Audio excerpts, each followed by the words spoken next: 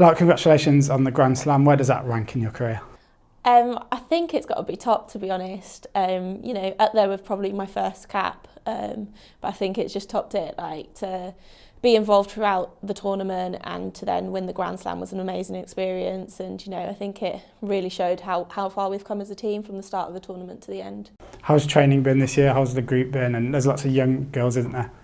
Yeah, absolutely. We've got a young group of players, but they've got bags of potential, and I think we're really building, and we're so lucky to be supported by Warriors, and the facilities that we have here, is amazing, and I think hopefully we can do the club proud. It's a game before the Warriors quarter-final, so it's a chance for the crowd to come and experience women's rugby for the first time. What would be your message to those guys who've never watched it before?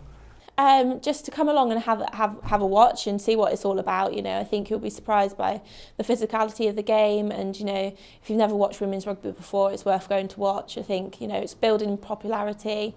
I think hopefully we'll put on a really good showcase before the men get out and play. Brilliant. You're one of the full-time players for England. What's that like, and how does training work? It's fantastic, really. I think we've gone from juggling full-time jobs or part-time jobs like I was, to then being able to concentrate fully on playing rugby, and I'm here quite a few days in the week, training alongside the men quite often, and being part of the environment and part of the elite setup's amazing. But obviously over the course of the Six Nations we were able to train together a lot as a team, and I think that really showed when we got onto the pitch. And yeah, I think a lot of the time as well that we normally wouldn't have for rest and recovery, we do now have, so that's fantastic too. Roy, a first win last weekend. What was the feeling like at the final whistle? A relief initially, I think. Just good to get over the line and get it done. There's been a couple of opportunities in games previously where we felt we would, and we haven't quite done it, so it's great to do it.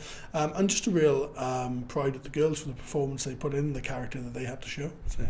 The final game of the year, and a chance to put a good showing at Sixways and hopefully in front of some fans. Yeah, that's the plan. That'd be great. Obviously, that's always been the plan, so it's about delivering on what we talk about. But yeah, I'm just really keen to see them back up last week with an equal to or an improved performance this week. We can't underestimate DMP. We know that they've, obviously they've won 4 or 5 games in the Prem themselves this year. So, we've got to go out there and really stick to our guns and do the things we talk about doing and deliver on it. And finally, Roy, for those who haven't seen a women's game before, what can they expect?